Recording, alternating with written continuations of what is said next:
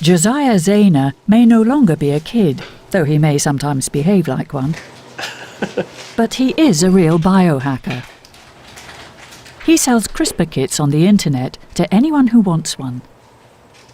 He once worked for NASA, but found it too bureaucratic. His living room has now been transformed into a packing division for biomedical items. Hey everybody, we're here at the Odin in West Oakland, California.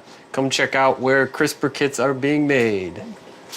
Over here, starting and left back, we have Alan making the media. Micah. How's it going?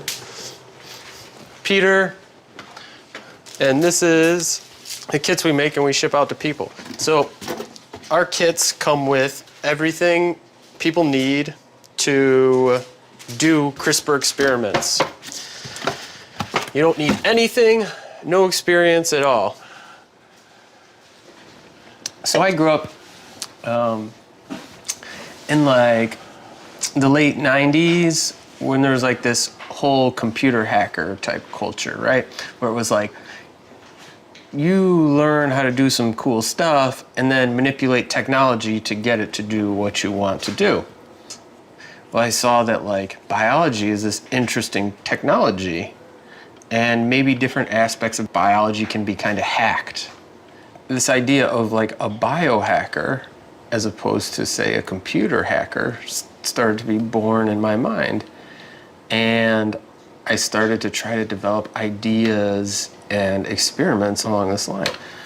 And I thought, well, maybe I could make a kit and get that in the hands of people to show them how to use this technology. And then people, got really excited by CRISPR. I think the coolest thing about CRISPR is not necessarily like all the genes it can edit and all the things like this. It's that like everybody's interested in genetic engineering now, right? Even people who are like anti-GMO or like didn't like GMOs, now those people are interested in genetic engineering because of CRISPR. Zayner experimented with CRISPR on himself. He attempted to make his muscles grow more quickly. The attempt failed, but his enthusiasm only grew. My dream is that it becomes like more open, people become more open to human beings changing their own genetics as adults or as children, change the way we think about being human.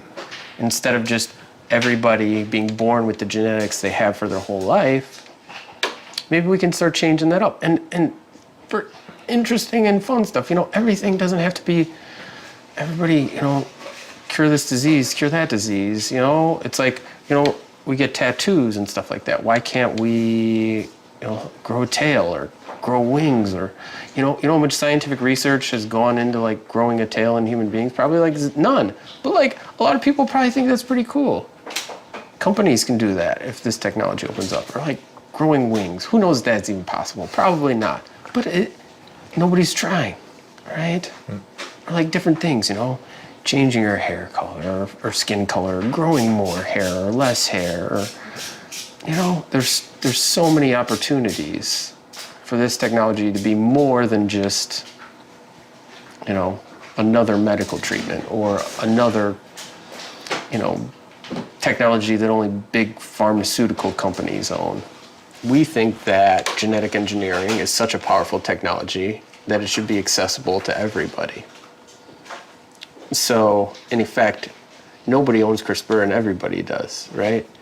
It's kind of like, any sort of knowledge. Like, it's like saying who owns knowledge.